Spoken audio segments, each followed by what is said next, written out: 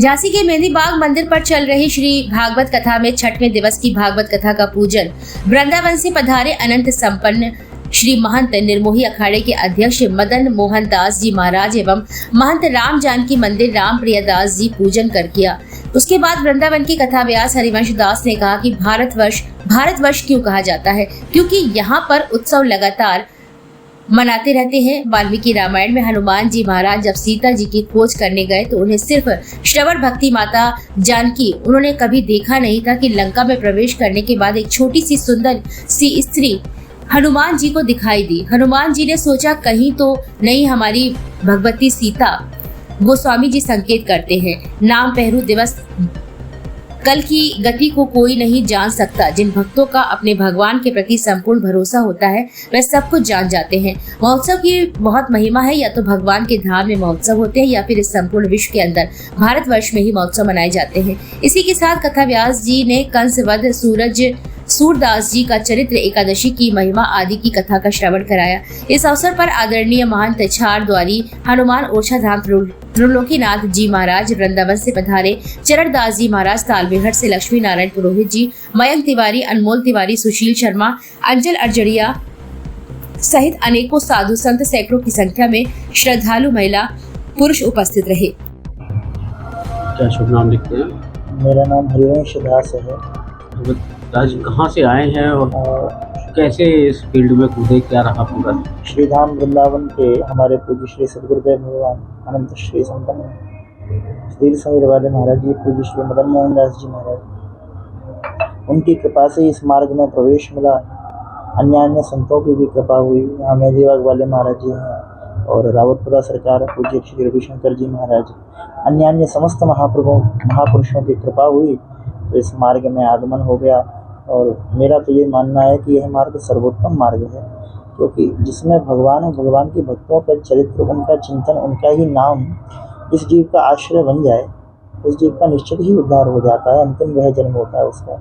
पता नहीं और आश्रय ले पाते कि नहीं ले पाते, क्योंकि अन्य कई कार्य हो जाते हैं, व्यस्त हो जाता है जीव, लेकिन भगवान ने अपनी ही नौकरी में लगा लिया। ये तो मेरा बहुत सौभाग्य हो गया। कितने वर्ष हो गए लगा महाराज जी? अभी मुश्किल से 3 या 4 वर्ष हुए हैं वृंदावन गए हुए। और बाकी तो गुरुदेव भगवान से बहुत बचपन से ही जुड़ाव है और गुरुदेव की बहुत कृपा बचपन से मिल रही है। 3-4 वर्ष में क्या लग रहा है कि अध्यात्म के प्रति लोग बढ़ रहे हैं या खुद जो पाप करते हैं उससे डर के बढ़ रहे हैं? नहीं, बिल्कुल बढ़ रहे हैं। देखिए, पाप की बात केवल इसलिए कही गई है कि पहले तो समझाया गया है बड़े प्रेम पूर्वक कि जीवन का फल केवल भगवान ही है। लेकिन जब लोग नहीं मानते हैं तो थोड़ा सा भय भी, थोड़ा सा। और भगवान सुखदेव कहते हैं, कामम क्रोधम भयम स्नेहम ऐक्यम सौहृदमेव च। काम से अथवा क्रोध से अथवा भय से किसी भी प्रकार भगवान से जुड़ेगा उसका कल्याण ही होगा। बहुत लोग जुड़ रहे हैं, सनातन की खूब अलग अब जग रही है और निश्चित ही हिंदू राष्ट्र निश्चित ही बन जाएगा। बहुत ज़्यादा समय उसमें लगेगा नहीं। चलिए, लोग अगर बढ़ रहे हैं तो फिर क्या वजह है कि जितनी तेजी के साथ हम लोग जगह जगह श्रीमद् भागवत कथा का आयोजन देखते हैं, जगह जगह तमाम विद्वानों को कथा श्रवण कराते हुए सुनते हैं, इसके बाद भी समाज में वो चीजें घटने की बजाय बढ़ती चली जा रही है। क्या वजह? आप लोग समाज तक मैसेज नहीं पहुंचा पा रहे या समाज आपको ग्रहण करने के लिए तैयार नहीं अपने स्वार्थ के लिए? देखिए, समाज जहाँ तक ग्रहण कर रहा है वहाँ तक उसका लाभ हो रहा है और समाज जिस अंश को त्याग रहा है उधर वो हानि को जा रहा है। जैसे कि हमारे संतजन गुरुजन समस्त कहते हैं कि गौ माता का आश्रय लें, गौ आधारित कृषि को करें। जो गौ आधारित कृषि को कर रहे हैं, देखिए आप, उनकी फसल बहुत अच्छी हो रही है। और गौ की जहाँ निंदा हो रही है, गौ का जहाँ उपहास हो रहा है, जहाँ तिरस्कार हो रहा है सनातन धर्म का, उधर अतिवृष्टि, अनावृष्टि आदि कई बार ऐसे कारण हो जाते हैं कि हमारा अच्छी फसल भी नष्ट हो जाती है, पकी पकी। उसका कारण है कि हम अपने धर्म के से च्युत होते जा रहे हैं।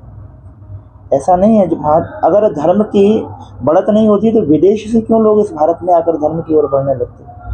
धर्म की बढ़त तो है, लेकिन हमारे ही लोग, कुछ अपने भारतीय लोग अपने आप को भूलते जा रहे हैं और वो पुनः इस मार्ग पे आने का हम लोग प्रयास, उनको लाने का प्रयास कर रहे हैं और भगवान की कृपा से बहुत जल्दी सफल भी हो रहे हैं। क्या कहेंगे कि बहुत सारे संत व्यावसायिक हो गए, उनका कितना इसमें योगदान? नहीं, देखिए, संत व्यावसायिक नहीं है, कथावाचक व्यावसायिक हो सकते हैं और हम कहते हैं देखिए उनका भी कार्य है, उनका भी अपना घर है, उनका भी आदि परिवार है, तो धन की तो सबको आवश्यकता है, बिना धन के तो कुछ नहीं हो सकता इस लोक में। लेकिन धन उतना ही हो जितना ही आवश्यक हो, बाकी तो सब भगवान का नाम ले रहे हैं। जो संत हैं वो तो वास्तविकता में आप्त काम है, पूर्ण काम है, उनको तो धन आ रहा है और निश्चित गौ संत राष्ट्र की सेवा में ही लग रहा है, उनका धन, उनके प्रति उनका कोई खर्चा नहीं उस धन से। गुरु जी अभी तक कहाँ कहाँ कथाएं करी हैं और सबसे अच्छी कथा कहाँ की रही होगी?